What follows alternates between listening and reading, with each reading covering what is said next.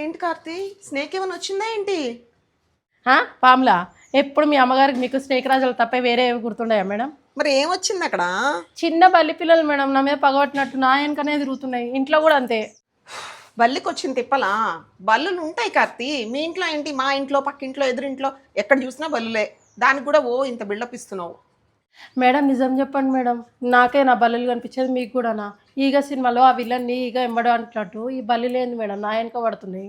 కార్తీ, ఈగ సినిమాలో ఈగతో పోల్చావా ఏకంగా బల్లుల్ని? ఇప్పుడు సీజన్ కార్తీ.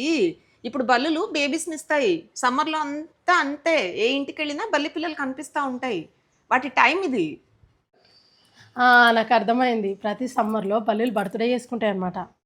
ఆహా, ఎంత ఆనందపడుతున్నావు కార్తీ. అవి చేసుకోకపోతే నువ్వు చేస్తావా ఏంటి? ఇప్పుడు బల్లులన్నిటికీ బర్త్డే సెలబ్రేషన్ చేస్తే నన్ను పిలువమ్మా, నేను వస్తా.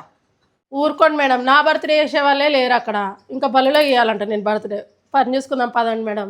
ఏమండోయ్, ఇంట్లో ఇంత పని పెండింగ్ ఉంది, ఖాళీగా పైకి వచ్చి ఫస్ట్ ఫ్లోర్కి బల్లుల్ని చూడా, బల్లుల మీద డౌట్లు అడగా, ఇది ఇలా చేస్తూ ఉంటుంది సాయంత్రం దాకా. నేను చెప్పిన ఆన్సర్ బాగుందా? మీరు కూడా కామెంట్ చేయండి.